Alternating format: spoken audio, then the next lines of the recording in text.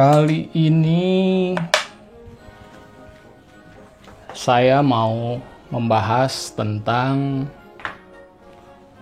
dinamometer ya untuk sepeda motor. Nah, mungkin teman-teman ada yang pernah lihat ya grafik kemampuan sebuah sepeda motor. Di sini ada grafik torsi, kemudian ada grafik horsepower atau tenaganya ya. Bagaimana grafik ini dihasilkan, bagaimana diukur dari sebuah sepeda motor ya. Kita akan belajar. Satu adalah basicnya, kemudian ada tiga tipe alat dinamometer. Saya akan bahas satu persatu. Basic dari sebuah dinamometer adalah kesepakatan tentang bagaimana cara mengukur horsepower ya.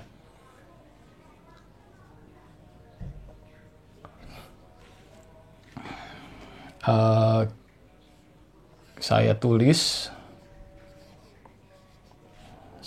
kuda ya, jadi kalau gambar nggak bagus. Ini adalah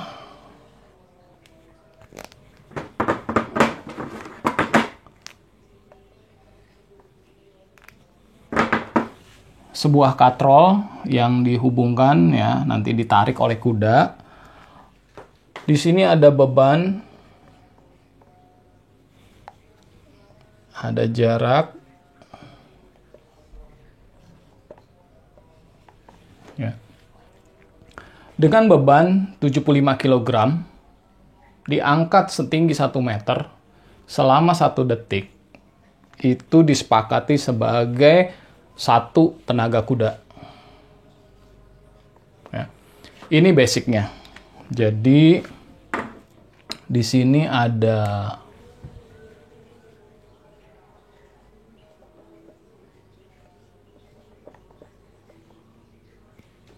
beban, ada jarak, dan ada waktu.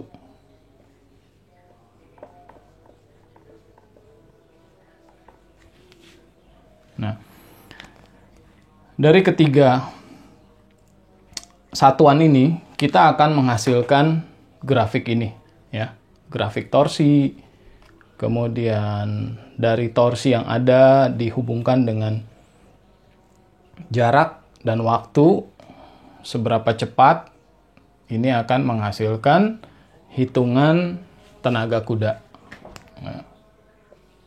Nah, pengukuran ini pada sebuah sepeda motor, 1 unit sepeda motor, kita nggak usah bongkar. Kita lihat roda yang mana yang menghasilkan tenaga.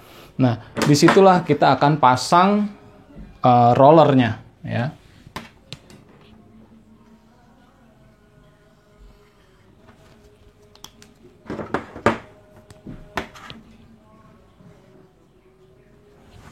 Nah, ini akan berputar sesuai dengan kekuatan putar dari roda dan akan kita hitung untuk menghasilkan grafik ini. Nah, alat hitung itu disebut dinamometer, dan dinamometer ini ada 3 model ya, ada 3 model. Saya akan bahas satu persatu.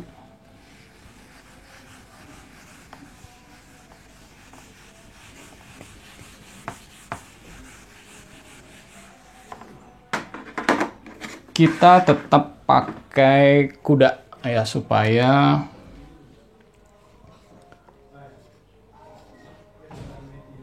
penjelasannya lebih sederhana.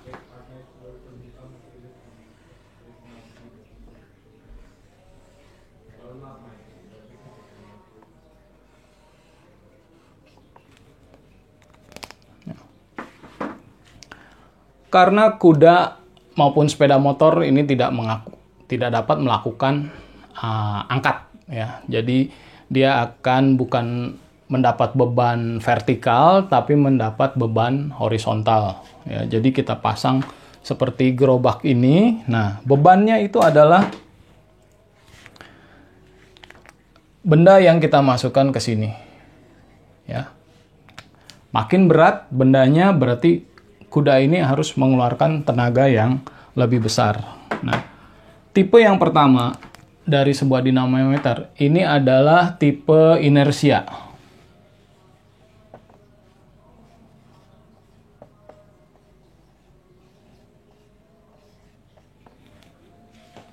Jadi beban yang diberikan itu beban yang tetap. Nah, untuk tipe dinamometer yang populer ya, ini saya pernah baca berat inersianya ya, berat roller inersianya ini 900 pound ya, 900 pounds itu sekitar 450 kg. Nah, jadi dengan beban 450 kg, motor itu harus tarik ya. Mau motornya besar atau motornya kecil, bebannya tetap. Jadi 450 kg harus ditarik. Nah, kita akan bahas kembali ke basicnya ya.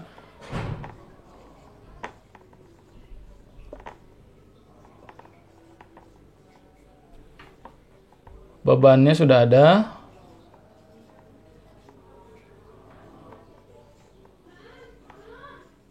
Yang belum ada adalah jarak dan waktu ya. Bebannya sudah ada, tinggal jarak dan waktu. Supaya kita dapat menghitung dan menghasilkan grafik ini.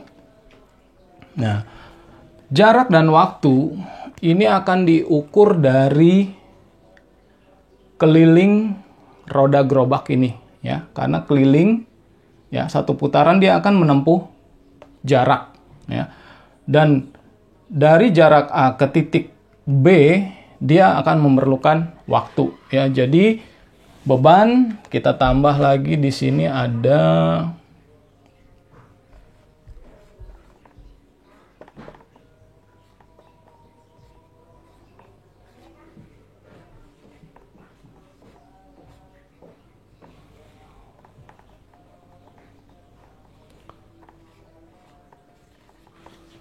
speedometer atau RPM ya, yang akan menghitung putaran roda gerobak ini dan menghitung jarak yang ditempuh oleh roda ini saat ditarik oleh kuda ya. Sama seperti roller, dia akan menghitung ada keliling roller ya, ada bebannya, ada waktunya, sehingga grafik ini dapat dihitung berapa tenaga kuda yang dihasilkan oleh sepeda motor ini ya. Jadi ini tipe yang pertama. Nah, berikutnya saya akan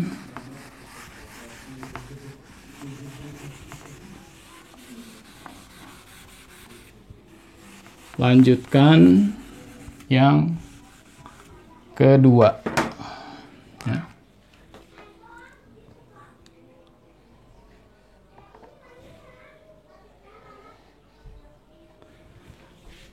Inersia saja itu tidak cukup untuk mengukur, terutama pengukuran di RPM tinggi ya, di kecepatan tinggi, karena beban horizontal saat awal bergerak dia memang berat, susah untuk digerakkan ya.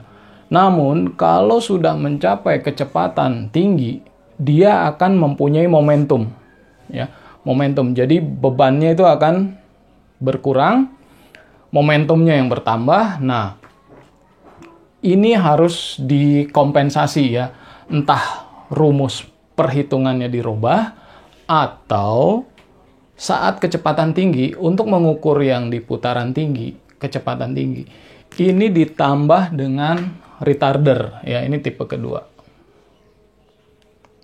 Jadi ada tambahan yang disebut retarder.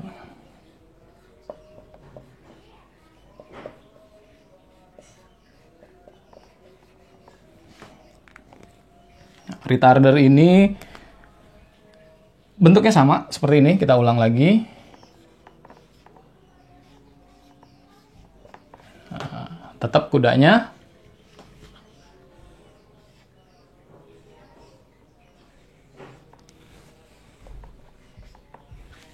Gerobaknya dengan beban inersia yang sama, ya.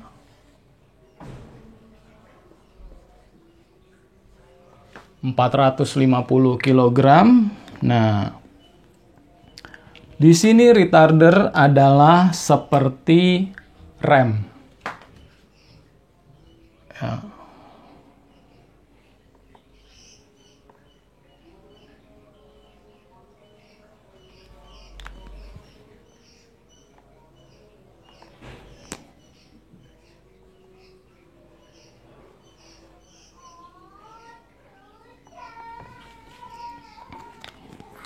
Jadi roda ini akan diberi rem saat kecepatan tinggi, ya. Nah, waktu dilakukan pengereman ini akan dicatat kekuatan remnya dan apakah roda ini akan melambat, ya. Ini akan dihitung. Jadi beban inersia yang semakin menurun seiring dengan kecepatan yang bertambah tinggi, ya, dikompensasi dengan kekuatan rem. Nah, ini jadi beban inersia ditambah rem, ya.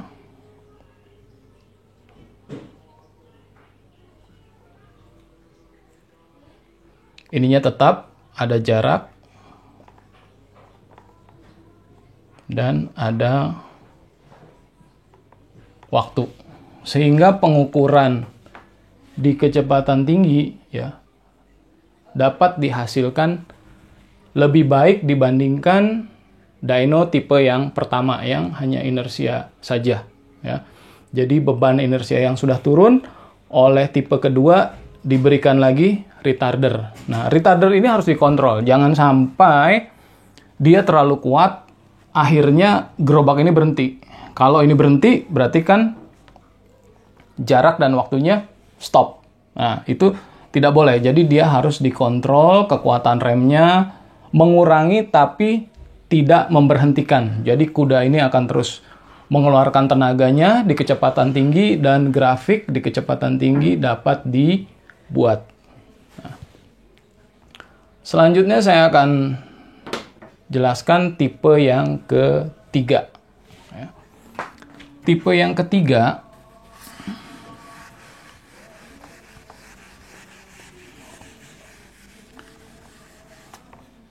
ini sebetulnya sama seperti dasar inersia dan retarder, cuma bedanya adalah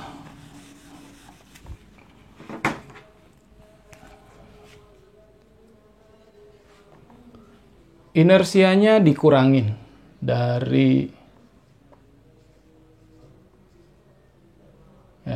450 kg dikurangi jadi 50 kg. Nah, retardernya kalau yang tipe kedua itu menggunakan rem, ya, remnya macam-macam, ya. Ada yang menggunakan rem langsung, ya, memang direm seperti disc brake atau band, ya, yang mengelilingi rollernya ini. Ada juga yang pakai listrik, ya, itu disebut eddy current, eddy brake, ya, itu. Kemudian ada juga lagi yang menggunakan water brake, jadi dia direm dengan air, ya, dengan cairan. Nah, ini terkontrol. Nah, Yang tipe ketiga ini menggunakan retarder, remnya itu angin. Ya. Jadi ini pakai kipas. Ini mensimulasikan kondisi jalanan. Ya. Di jalan pun sepeda motor saat kecepatan tinggi itu adalah melawan hambatan angin. Ya, angin memang udara tidak kelihatan, tapi saat kita bergerak di atas kecepatan 60 km per jam, udara itu akan membentuk hambatan. Ya, dan hambatan ini harus dilawan, dan ini dipakai sebagai retarder. Ya. Sama prosesnya.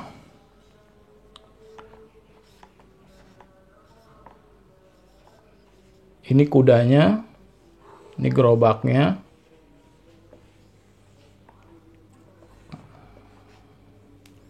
Nah, bedanya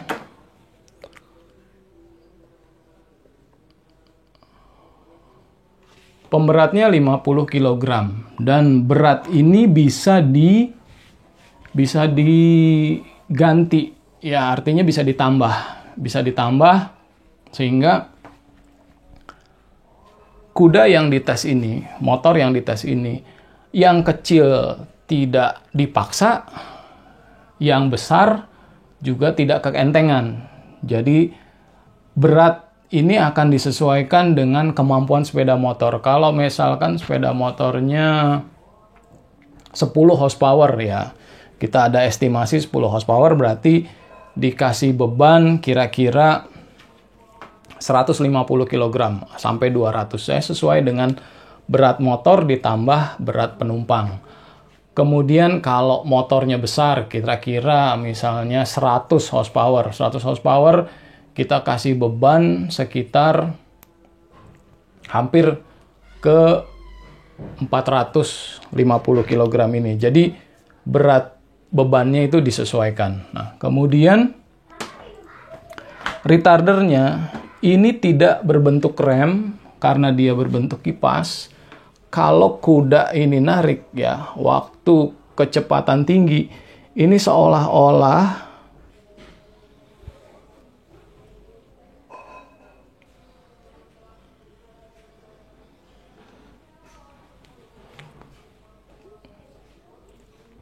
di atas gerobaknya ini ada layar ya.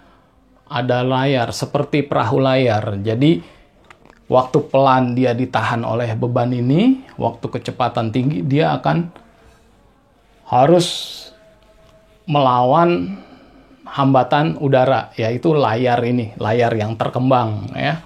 Nah, pengukurannya gimana? Untuk kekuatan kuda ini, kecepatan ini tetap sama, dia akan ada speed sensor di sini. Ada RPM. Dan satu lagi